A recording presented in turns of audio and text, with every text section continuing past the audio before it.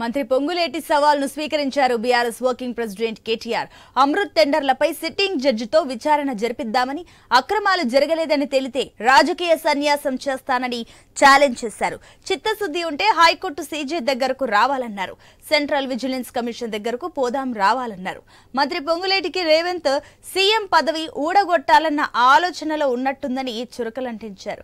రాజీనామా చేస్తారని పొంగులేటి ప్రగల్భాలు పలుకుతున్నారని, ఇప్పటికైనా జరిగిన తప్పులను సరిదిద్దుకోవాలన్నారు.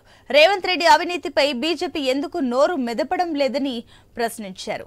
అమృత్ పథకంలో సీఎం రేవంత్ రెడ్డి బావమరిదికి దోచిపెట్టారంటూ మాజీ మంత్రి కేటీఆర్ చేసిన ఆరోపణలను మంత్రి పొంగులేటి శ్రీనివాసరెడ్డి ఖండించారు. టెండర్లను గత ప్రభుత్వమే 3,616 కోట్ల రూపాయల చొప్పున 3 ప్యాకేజీలుగా పిలిచిందన్న పొంగులేటి 8,888 కోట్ల రూపాయల టెండర్లు ఎవరు దక్కించుకున్నారో కేటీఆర్ చెప్పాలని డిమాండ్ చేశారు.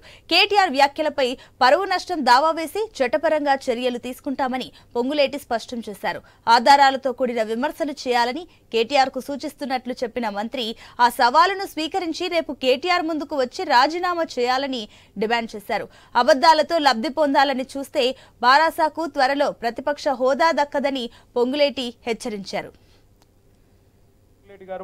ఆగమేఘాల మీద వచ్చి ప్రెస్ మీట్ పెడితే నాకు అర్థమైంది ఏంటంటే అర్జెంట్ గా ముఖ్యమంత్రి గారిని పదవిలోంచి ఊడబిక్కాలన్న ఎజెండా మంత్రి గారికి ఉన్నట్టున్నది. రూపాయి కరప్షన్ జరిగినా 8,888 కోట్లు జరిగినా దానికి ఖచ్చితంగా తప్పకుండా చర్య ఉంటది. ప్రివెన్షన్ ఆఫ్ కరప్షన్ యాక్ట్ కింద తప్పకుండా చర్య ఉంటది. నిజంగా మంత్రికి చిత్తశుద్ధి ఉంటే నేను రాజీనామా చేస్తా అని హుంకారాలు చేస్తున్నాను. నేను చూసిన మంత్రి గారు నేను అడుగుతా ఉన్నా, నిజంగా నీకు చిత్తశుద్ధి ఉంటే నువ్వు రా, మీరు నేను ఇద్దరం కలిసి హైకోర్టు సీజే దగ్గర పోదాం, వెంటనే సిట్టింగ్ జడ్జితోని ఎంక్వైరీని అడుగుదాం.